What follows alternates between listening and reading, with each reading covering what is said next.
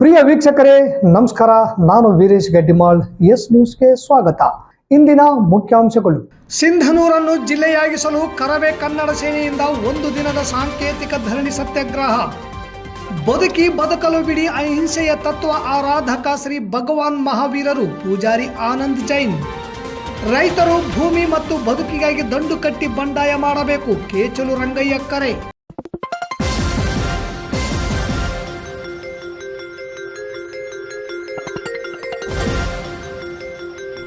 S news, ಇದು ನಿಮ್ಮ ಧ್ವನಿ. ವಾರ್ತೆಗಳ ವಿವರ. ರಾಯಚೂರು ಜಿಲ್ಲೆಯಲ್ಲಿಯೇ ಸಿಂಧನೂರು ಅತಿ ದೊಡ್ಡ ತಾಲೂಕಾಗಿದ್ದು ಜಿಲ್ಲಾ ಕೇಂದ್ರವನ್ನಾಗಿಸಲು ಎಲ್ಲಾ ರೀತಿಯಿಂದಲೂ ಸೂಕ್ತವಾಗಿದ್ದು, ವಿಶೇಷವಾಗಿ ಸಚಿವ ಸಂಪುಟವನ್ನು ಕರೆದು ಸಿಂಧನೂರನ್ನು ಜಿಲ್ಲಾ ಕೇಂದ್ರವನ್ನಾಗಿ ಘೋಷಿಸಲು ಅರುಣ್ ಕುಮಾರ್ ಬಣದ ಕರ್ನಾಟಕ ರಕ್ಷಣಾ ವೇದಿಕೆ ಕನ್ನಡ ಸೇನೆಯ ಸಂಘಟನೆಯು 1 ದಿನದ ಸಾಂಕೇತಿಕ ಧರಣಿಯನ್ನು ಮಂಗಳವಾರ ಹಮ್ಮಿಕೊಳ್ಳಲಾಗಿದೆ ಎಂದು ರಾಜ್ಯ ಕಾರ್ಯಾಧ್ಯಕ್ಷರಾದ ಉಮೇಶ್ ಗೌಡ ಅರಳಹಳ್ಳಿ ತಿಳಿಸಿದರು. ನಗರದ ತಹಸೀಲ್ದಾರ್ ಕಚೇರಿ ಮುಂದೆ ಧರಣಿ ನಡೆಸಿ ಶಾಸಕ ಹಂಪನಗೌಡ ಬಾದರ್ಲಿ, ವಿಧಾನ ಪರಿಷತ್ ಶಾಸಕ ಬಸನಗೌಡ ಬಾದರ್ಲಿ ಹಾಗೂ ತಾಲೂಕು ದಂಡಾಧಿಕಾರಿಗಳಿಗೆ ಮನವಿ ಸಲ್ಲಿಸಿ ಮಾತನಾಡಿದರು. ಈಗಾಗಲೇ ಹಲವಾರು ಬಾರಿ ಸಭೆಗಳು, ಪ್ರತಿಭಟನೆಗಳು, ಮನವಿ ಪತ್ರಗಳ ಮೂಲಕ ಸಿಂಧನೂರನ್ನು ಜಿಲ್ಲಾ ಕೇಂದ್ರವನ್ನಾಗಿಸಲು ಮನವಿ ಮಾಡಿಕೊಳ್ಳಲಾಗಿದೆ. ದಕ್ಷಿಣ ಕರ್ನಾಟಕ ಭಾಗದಲ್ಲಿ ಪ್ರತಿ 50 ಕಿಲೋಮೀಟರಿಗೊಂದರಂತೆ ಜಿಲ್ಲಾ ಕೇಂದ್ರಗಳು ಮಾಡಲಾಗಿದೆ. ನಮ್ಮ ಕಲ್ಯಾಣ ಕರ್ನಾಟಕ ಭಾಗದಲ್ಲಿ 100ರಿಂದ 150 ಕಿಲೋಮೀಟರ್ ಜಿಲ್ಲೆಗಳಿವೆ. ಪ್ರತಿನಿತ್ಯ ದೈನಂದಿನ ಕೆಲಸಗಳಿಗಾಗಿ ವಿವಿಧ ಇಲಾಖೆಯ ಕಚೇರಿಗಳಿಗಾಗಿ ಅಲೆದಾಡಲು ಜನರು ಹರಸಾಹಸ ಪಡುವಂತಾಗಿದೆ. ಆರ್ಥಿಕವಾಗಿ, ಶೈಕ್ಷಣಿಕವಾಗಿ, ಕೃಷಿ, ಕೈಗಾರಿಕೆ, ಬ್ಯಾಂಕ್ ವ್ಯವಹಾರಗಳು ಸೇರಿದಂತೆ ಪ್ರತಿಯೊಂದರಲ್ಲಿಯೂ ಕೂಡ ಸಿಂಧನೂರು ಜಿಲ್ಲೆ ಮಾಡುವ ಎಲ್ಲ ಮಾನದಂಡಗಳನ್ನು ಹೊಂದಿದೆ. ಕನ್ನಡ ಪರ, ದಲಿತ ಪರ, ಸಮಾನ ಮನಸ್ಕರು, ಪ್ರಗತಿಪರ ಸಂಘಟನೆಗಳು, ವರ್ತಕರು, ಶಾಲಾ ಕಾಲೇಜಿನ ವಿದ್ಯಾರ್ಥಿಗಳು, ಹಾಲಿ ಮತ್ತು ಮಾಜಿ ಜನಪ್ರತಿನಿಧಿಗಳು ಭಾಗವಹಿಸಬೇಕೆಂದು ಮನವಿ ಮಾಡಿದರು.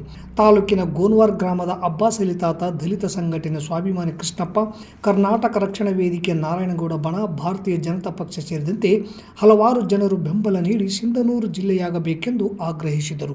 ಈ ವೇಳೆ ಸಂಘಟನೆ ಜಿಲ್ಲಾಧ್ಯಕ್ಷ ಬಸವರಾಜ್ ಗುಣಕಲ್, ನಗರ ಘಟಕದ ಅಧ್ಯಕ್ಷ ದೌಲ್ ಸಾಬ್ ದೊಡ್ಡಮನಿ, ಖಾಜಾ ಬನ್ನಿಗನೂರು, ಮಲ್ಲಿಕಾರ್ಜುನ್, ಪರಶುರಾಮ್, ರಾಘವೇಂದ್ರ, ಶ್ರೀಕಾಂತ್ ರೆಡ್ಡಿ, ಮಹಿಬೂಬ್ ಮುಳ್ಳೂರ್, ರಾಘವೇಂದ್ರ ಕಂಟಿ, ಮರಿಯಪ್ಪ, ಆದಪ್ಪ ಮೇಸ್ತ್ರಿ, ಅಸ್ಲಾಂ ಸೇರಿದಂತೆ ಅನೇಕ ಮುಖಂಡರು, ಮಹಿಳೆಯರು ಪ್ರತಿಭಟನೆಯಲ್ಲಿ ಪಾಲ್ಗೊಂಡಿದ್ದರು.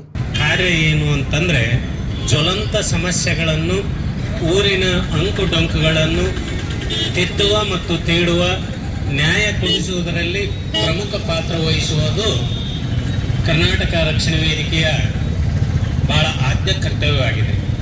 ಯಾಕಂದರೆ ಎಲ್ಲ ಬಲ್ಲವರಿಲ್ಲ, ಬಲ್ಲವರು ಬಾಳಿಲ್ಲ ಅನ್ನುವಂತೆ ತುಳಿತಕ್ಕೊಳಗಾದವರು, ನೊಂದವರು, ಬೆಂದವರು ಭಾಳ ಜನ ಇರ್ತಾರೆ. ಅಂಥವರಿಗೆ ನ್ಯಾಯ ಕೊಡಿಸೋದಕ್ಕಾಗಿ ಇಂಥ ಒಂದು ಸೇವೆ ಮಾಡ್ತಾ ಇರುವಂಥದ್ದು ಕರ್ನಾಟಕ ರಕ್ಷಣಾ ವೇದಿಕೆಗಳು. ಅದರಲ್ಲಿ ಹಲವು ಬಣಗಳಿದ್ದರೂ ಸಹ ಅವು ಕಾರ್ಯ ಮಾತ್ರ ಒಂದೇ ಆಗಿರುತ್ತೆ. ಬಣಗಳು 1000 ಇರಲಿ, ಆದರೆ ಕನ್ನಡದ ರಕ್ಷಣಾ ವೇದಿಕೆಗಳು ಹಳ್ಳ, ಕೊಳ್ಳ, ನದಿ, ಸಮುದ್ರ ಹೆಂಗೆ ಸೇರ್ತಾವೋ ಅವೆಲ್ಲವೂ ಒಂದು ನ್ಯಾಯ ಕೊಡಿಸೋದ್ರಲ್ಲಿ ಪ್ರಮುಖ ಪಾತ್ರ ವಹಿಸ್ತವೆ ಅಂತಂದರೆ ಅದು ತಪ್ಪಾಗಲಿಕ್ಕಿಲ್ಲ. ಹಾಗಾಗಿ ಇವತ್ತಿನ ಈ 1 ದಿನದ ಸಾಂಕೇತಿಕ ಸತ್ಯಾಗ್ರಹ ಅಂದ್ಕೊಂಡಿರ್ತಕ್ಕಂಥ ಕರ್ನಾಟಕ ರಕ್ಷಣಾ ವೇದಿಕೆ ಕನ್ನಡ ಸೇನೆ ವಿಶೇಷವಾಗಿ ಸಿಂಧನೂರು ಜಿಲ್ಲಾ ಕೇಂದ್ರವನ್ನಾಗಿಸಬೇಕು ಅನ್ನುವಂಥದ್ದನ್ನು ಅಂದಿನ ಕಾಲದಲ್ಲಿಯೇ ಹಿಂಸೆಯನ್ನು ತೊರೆದು ಅಹಿಂಸೆ ಮತ್ತು ಸಮಾನತೆಗಾಗಿ ನಿರಂತರವಾಗಿ ಶ್ರಮಿಸಿದ ಮಹಾನ್ ಮಹಾವೀರ ಭಗವಾನ್ ಜೈನ ಧರ್ಮದಲ್ಲಿ ಮಹಾವೀರ ಅವರನ್ನು ತೀರ್ಥಂಕರ ಎಂದೇ ಗೌರವಿಸಲಾಗುತ್ತಿತ್ತು. ಮತ್ತೊಬ್ಬರಿಗೆ ನೋವು ಮಾಡದೇ ಇರುವುದೇ ಅಹಿಂಸೆ ಎಂದು ತಿಳಿದುಕೊಂಡಿದ್ದ ಅವರು ತಾನು ಬದುಕಬೇಕು, ಇತರರನ್ನು ಬದುಕಲು ಬಿಡಬೇಕು ಎಂಬುದು ಅವರ ಆಶಯವಾಗಿತ್ತು ಎಂದು ಜೈನ ಮಂದಿರದ ಪೂಜಾರಿ ಆನಂದ್ ಹೇಳಿದರು. ನಗರದ ಹಳೆ ಬಜಾರ್ ಜೈನ್ ಮಂದಿರದಿಂದ ಹೊರಟ ಮೆರವಣಿಗೆ ವಿವಿಧ ಪ್ರಮುಖ ವೃತ್ತಗಳಲ್ಲಿ ಸಾಗಿದ ಭವ್ಯ ಮೆರವಣಿಗೆ ಜೈನ ಸಮಾಜದ ಬಂಧುಗಳಿಂದ ತುಂಬಿದ ರಸ್ತೆಯ ತುಂಬ ಸಾಗೋಟಿನಲ್ಲಿ ಜೈನ ಗುರುಗಳನ್ನು ಕೂರಿಸಿ ಅದ್ಧೂರಿಯಾಗಿ ಬಾಜಾ ಭಜಂತ್ರಿಯೊಂದಿಗೆ ಸಡಗರ ಸಂಭ್ರಮದೊಂದಿಗೆ ಭವ್ಯ ಮೆರವಣಿಗೆ ನಡೆಸಿ ನಗರದ ಹಟ್ಟಿ ರಸ್ತೆಯಲ್ಲಿರುವ ಜೈನ್ ಕಲ್ಯಾಣ ಮಂಟಪಕ್ಕೆ ಬಂದು ತಲುಪಿತು. ಅಹಿಂಸೆ ಪಾಲನೆ ಮಾಡುವುದು ಜೈನ ಧರ್ಮದ ಮೂಲ ಉದ್ದೇಶವಾಗಿದೆ. ಭಗವಾನ್ ಮಹಾವೀರರು ಜೈನ ಧರ್ಮದ 24ನೇ ತೀರ್ಥಂಕರರಾಗಿದ್ದು ಅಹಿಂಸೆ, ಸತ್ಯ, ಅಸ್ಥೇಯ, ಬ್ರಹ್ಮಚರ್ಯ ಮತ್ತು ಅಪರಿಗ್ರಹ ಎಂಬ 5 ತತ್ವಗಳನ್ನು ಪ್ರತಿಪಾದಿಸಿದವರು. ಅಹಿಂಸಾ ಪರಮೋ ಮಾರ್ಗವನ್ನು ಬೋಧಿಸಿದ ಶ್ರೇಷ್ಠ ಜ್ಞಾನಿ ಧರ್ಮ ಅವರ ಮೂಲ ಮಂತ್ರವಾಗಿತ್ತು. ಇವರು ಕ್ರಿಸ್ತಪೂರ್ವ 6ನೇ ಶತಮಾನದಲ್ಲಿ ಜನ್ಮ ತಾಳಿ ಸಮಸ್ತ ಜೀವಿಗಳ ಬಗ್ಗೆ ದಯೆ, ಶಾಂತಿ ಮತ್ತು ಸಹಿಷ್ಣುತೆಯ ಪ್ರತಿಪಾದಕರಾಗಿದ್ದರು ಎಂದು ಮಾಹಿತಿ ನೀಡಿದರು. ಈ ಭವ್ಯ ಮೆರವಣಿಗೆಯಲ್ಲಿ Venkatarao Nadagouda, K Kariyappa, Somanagouda Badarli, Pampanagouda Badarli, PCARD bank ಅಧ್ಯಕ್ಷ ಎಂ ದೊಡ್ಡಬಸವರಾಜ್, ಕಾಜಿ ಮಲ್ಲಿಕ್ ವಕೀಲ್, ಜೈನ ಸಮಾಜದ ಅಧ್ಯಕ್ಷ ಸುಭಾಷ್ ಸಕ್ಲೇಚಾ, ರಾಜೇಂದ್ರ ಕುಮಾರ್ ನಹರ್, ಗೌತಮ್ ಮೆಹ್ತಾ, ಅಶೋಕ್ ಬಮ್, ಲಾಲ್ಚಂದ್ ಸೇಠ್, ಕಡೂರ್ ಲಾಲ್, ಸುದೀಪ್ ಸೇಠ್, ಮನೋಜ್ ರೇನ್, ಸುರೇಶ್ ರೇಸ್, ಮಹಾವೀರ್ ಜೈನ್ ಸೇರಿದಂತೆ ಜೈನ ಸಮಾಜದ ಸಕಲ ಮುಖಂಡರು, ಯುವಕರು, ಮಹಿಳೆಯರು ಹಾಗೂ ಮಕ್ಕಳು ಮೆರವಣಿಗೆಯಲ್ಲಿ ಪಾಲ್ಗೊಂಡಿದ್ದರು. ಇವತ್ತು ಭಗವಾನ್ ಮಹಾವೀರ ಸ್ವಾಮಿ ಜನ್ಮ ಕಲ್ಯಾಣ ಉತ್ಸವ. ಈ ಕಾರಣಕ್ಕೆ ಮೆರವಣಿಗೆ ಉತ್ಸವವನ್ನು ನಾವು ಆಚರಿಸಿದ್ದೇವೆ. ಭಗವಾನ್ ಮಹಾವೀರ ಜನ್ಮೋತ್ಸವ ಪರವಾಗಿ ಮೆರವಣಿಗೆ ಗುರುಗಳು ಬಂದಿದ್ದಾರೆ. ಗುರುಗಳು ಜೈನ ಕಲ್ಯಾಣ ಮಂಟಪದಲ್ಲಿ ಅಲ್ಲಿ ಪ್ರವಚನ ಮತ್ತು ವಿವಿಧ ಕಾರ್ಯಕ್ರಮಗಳಿದಾವ. ಇವತ್ತು ಭಗವಾನ್ ಮಹಾವೀರ ಸ್ವಾಮಿ ಅಹಿಂಸೆ ಅವತಾರ. ಈ ಜಗತ್ತಿನಲ್ಲಿ ಅಹಿಂಸೆ ಅಂತ ತೋರಿಸಿದ್ರು ಭಗವಾನ್ ಮಹಾವೀರ. ಅವರು ಹೇಳಿದ್ದ ಪದಚಿಹ್ನವನ್ನು ನಡೆಸಿದವರಿಗೆ ಖಂಡಿತವಾಗಿ ಕರ್ಮಕ್ಷಯವಾಗಿ ಅವರು ಮೋಕ್ಷ ಪಡೆಯುವುದು ಸತ್ಯ. ಅವ್ರ ಪದಚಿಹ್ನ ಮೇಲೆ ನಡೆಯೋದೇ ಒಂದು ಮಾರ್ಗ. ಹಿಂಸೆ ಇರಲಾರದ ಜೀವನ, ಅಹಿಂಸೆಯಿಂದ ಬದುಕೋದು, ಜೀವೋದು ಅವರ ಮೊದಲ ಸಿದ್ಧಾಂತ. ನೀವು ಬಾಳಬೇಕು, ಇನ್ನೊಬ್ಬರು ಬಾಳ ಕೊಡಬೇಕು, ಇದು ಮುಖ್ಯ. ಮತ್ತು ಅಹಿಂಸೆ ಎರಡನೇ ಸಿದ್ಧಾಂತ. ಅಹಿಂಸಾ ಪರಸ್ಪರ ಅಂದರೆ ಎಲ್ಲರೂ ಕೂಡುವಾಗಿದ್ದು ಹಿಂಸೆ ಮಾಡಲಾರ್ದ ಎಲ್ಲ ಒಂದಕ್ಕೊಂದು ಪರಸ್ಪರ ಸಹಯೋಗ ಮಾಡಿಕೊಂಡು ಜೀವನ ನಿರ್ವಾಹಣೆ. ಯಾರೂ ದೊಡ್ಡತ ಇಲ್ಲ, ಸಣ್ಣತ ಇಲ್ಲ, ಎಲ್ಲರ ಸಮಾನ ಧರ್ಮವನ್ನು ಆಚರಿಸಿಕೊಂಡು ಆ ಧರ್ಮವನ್ನು ಆಚರಿಸಿ ಜೀವನ ಬೆಳೆಸುವುದೇ ಜೈನ ಧರ್ಮ. ಬಲು ಭಗವಾನ್ ಮಹಾವೀರ ಸ್ವಾಮಿ ಕಿ ಜೈ. ಆನಂದ್ ಜೈ, ಆನಂದ್ ನಾಥ್. ದೇಶದಲ್ಲಿ ಆಡಳಿತ ನಡೆಸುವ ಸರ್ಕಾರಗಳ ರೈತ ವಿರೋಧಿ ಕೃಷಿ ನೀತಿಗಳನ್ನು ಖಂಡಿಸಿದರು. ಸರ್ಕಾರದ ಕಾರ್ಪೊರೇಟ್ ಕಂಪನಿಗಳ ಪರವಾದ ಕೃಷಿ ನೀತಿಗಳ ಬಗ್ಗೆ ಬೆಳಕು ಚೆಲ್ಲುತ್ತಾ ರೈತರು ಭೂಮಿ ಮತ್ತು ಬದುಕಿಗಾಗಿ ದಂಡು ಕಟ್ಟಿ ಬಂಡಾಯ ಮಾಡಬೇಕು ಎಂದು ರಾಷ್ಟ್ರೀಯ ಸಂಚಾಲಕ ಕೆ ಚಲುರಂಗಯ್ಯ ಅವರು ರೈತರಿಗೆ ಕರೆ ಕೊಟ್ಟರು. ರಾಯಚೂರು ಜಿಲ್ಲೆಯಲ್ಲಿ ಕರ್ನಾಟಕ ರೈತ ಸಂಘ AIUKS ಹಾಗೂ ಸಮ್ಮೇಳನ ಸ್ವಾಗತ ಸಮಿತಿ ರಾಯಚೂರು ವತಿಯಿಂದ ಶೋಷಿತರ ಧ್ವನಿಯಾಗಿದ್ದ ಬೋಳ್ಬಂಡೆಪ್ಪ ವೇದಿಕೆಯಲ್ಲಿ ಬಹಿರಂಗ ಸಭೆ ನಡೆಯಿತು. AIUKS ರಾಷ್ಟ್ರೀಯ ಸಂಚಾಲಕ ಕೆ ಚಲುರಂಗಯ್ಯ ಅವರು ತಮಟೆ ಬಾರಿಸುವ ಮೂಲಕ ಕಾರ್ಯಕ್ರಮವನ್ನು ಉದ್ಘಾಟಿಸಿದರು. ವೇದಿಕೆ ಮೇಲಿದ್ದ ಗಣ್ಯರೆಲ್ಲರೂ ತಮಟೆ ಬಾರಿಸುವ ಮೂಲಕ ಅವರಿಗೆ ಸಾಥ್ ನೀಡಿದರು. ರಾಜ್ಯಾಧ್ಯಕ್ಷ DH ಪೂಜಾರ್ ಪ್ರಾಸ್ತಾವಿಕವಾಗಿ ಮಾತನಾಡಿ, ಇತ್ತೀಚೆಗೆ ಭಾರತ ಅಮೆರಿಕ ಮಧ್ಯೆ ನಡೆದ ಕೃಷಿ ಒಪ್ಪಂದ ದೇಶದ ರೈತರನ್ನು ಬಲಿ ಕೊಡುವುದು ಆಗಿದೆ. ಇದಲ್ಲದೆ ಕೇಂದ್ರ ಸರ್ಕಾರ ಮಹಾತ್ಮ ಗಾಂಧಿ ಗ್ರಾಮೀಣ ಉದ್ಯೋಗ ಖಾತ್ರಿ ಯೋಜನೆಯನ್ನು ರದ್ದುಗೊಳಿಸಿ VB ರಾಮ್ಜಿ ಯೋಜನೆ ಜಾರಿಗೊಳಿಸಿ ಕೋಟ್ಯಾಂತರ ಜನರ ಅನ್ನವನ್ನು ಕಿತ್ತುಕೊಂಡಿದೆ.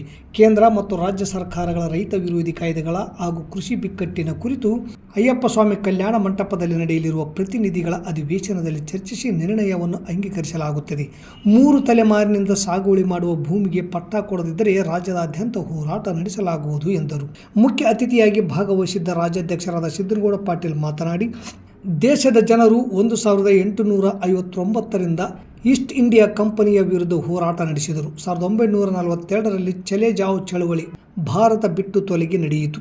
ಮೋದಿ ಸರ್ಕಾರ ದೇಶಕ್ಕೆ ಚಲೆ ಆವೋ ನೀತಿಗಳ ಮೂಲಕ ಕಾರ್ಪೊರೇಟ್ ಕಂಪನಿಗಳಿಗೆ ರತ್ನಗಂಬಳಿ ಹಾಸಿದೆ. 200 ವರ್ಷಗಳವರೆಗೆ ಈಸ್ಟ್ ಇಂಡಿಯಾ ಕಂಪನಿ ಗುಲಾಮಗಿರಿಯಿಂದ ಸ್ವಾತಂತ್ರ್ಯ ಪಡೆದ ದೇಶ ಇವತ್ತು ಮತ್ತೆ ಕಾರ್ಪೊರೇಟ್ ಕಂಪನಿಗಳ ವಶವಾಗಿದೆ. ರೈತ ವಿರೋಧಿ ಕೃಷಿ ಕಾಯ್ದೆಗಳ ಜಾರಿಗೆ ಮೂಲಕ ದೇಶದ ಕೃಷಿ ಭೂಮಿಯನ್ನು ಕಂಪನಿಗಳಿಗೆ ಕೊಡಲಾಗುತ್ತಿದೆ.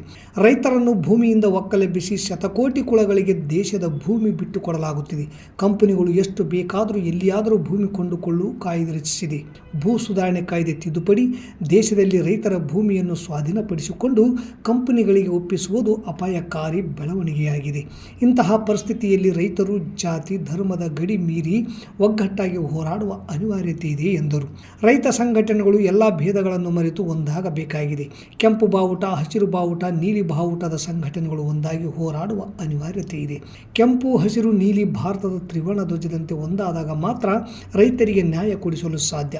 ಸ್ವಾಮಿನಾಥನ್ ಆಯೋಗದ ವರದಿ ಜಾರಿಗಾಗಿ, ಕನಿಷ್ಠ ಬೆಂಬಲ ಬೆಲೆ ಜಾರಿಗೆಗಾಗಿ, ಕೃಷಿ ಸಾಲ ಮನ್ನಾಕ್ಕಾಗಿ ಹೋರಾಡಿ ನಮ್ಮ ನ್ಯಾಯ ಪಡೆದುಕೊಳ್ಳಬೇಕೆಂದು ಕರೆ ನೀಡಿದರು. ಕರ್ನಾಟಕ ರೈತ ಸಂಘದ AIUKS ರಾಜ್ಯ ಕಾರ್ಯದರ್ಶಿ DS ನಿರ್ವಾಣಪ್ಪ ಅಧ್ಯಕ್ಷತೆ ವಹಿಸಿಕೊಂಡಿದ್ದರು. ಸಮ್ಮೇಳನ ಸ್ವಾಗತ ಸಮಿತಿಯ ಅಧ್ಯಕ್ಷರಾದ ಖಾಜಾ ಅಸ್ಲಂ ಅಹಮದ್, ತೆಲಂಗಾಣ ರಾಜ್ಯ ಕಾರ್ಯದರ್ಶಿ D ರಾಮು, KRS ಜಿಲ್ಲಾಧ್ಯಕ್ಷ ಅಶೋಕ್ ನೀಲೋಗಲ್, ಚಿಟ್ಟಿಬಾಬು, ರಮೇಶ್ ಪಾಟೀಲ್, ಸ್ವಾಗತ ಸಮಿತಿಯ ಸದಸ್ಯರಾದ ಜನವೇಶ್ಲಿ, ಏಮ್ಸ್ ಹೋರಾಟ ಸಮಿತಿಯ ಬಸವರಾಜ್ ಕಳಸ, ಶ್ರೀನಿವಾಸ್ ಕೊಪ್ಪರ್, ರಾಜ್ಯ ರೈತ ಸಂಘ ಹಸಿರು ಸೇನೆಯ ಅಮೀನ್ ಪಾಸ ದಿದ್ದಿಗಿ, ರೇಣುಕಾ, ದ್ಯಾವಮ್ಮ ಇತರರು ಇದ್ದರು. ಡಿಂಗ್ಲಿ ನರಸಪ್ಪ ಹಾಗೂ ತೆಲಂಗಾಣದ ಅರುಣೋದಯ ಕಲಾ ತಂಡದವರು, ಕರ್ನಾಟಕದ ಕಲಾ ತಂಡದವರು ಹೋರಾಟದ ಹಾಡುಗಳನ್ನು ಹಾಡಿದರು. MR ಬೇರಿ ಕಾರ್ಯಕ್ರಮ ನಿರೂಪಣೆ ಮಾಡಿದರು. ಕೊನೆಯಲ್ಲಿ ಬಸವರಾಜ್ ನರೇಗಲ್ ಕೊಪ್ಪಳ ಕಾರ್ಯಕ್ರಮದ ವಂದನಾ ಅರ್ಪಣೆ ಮಾಡಿದರು. ಹೋರಾಟದ ಹಾಡಿನೊಂದಿಗೆ ಕಾರ್ಯಕ್ರಮ ಮುಕ್ತಾಯಗೊಂಡಿತು.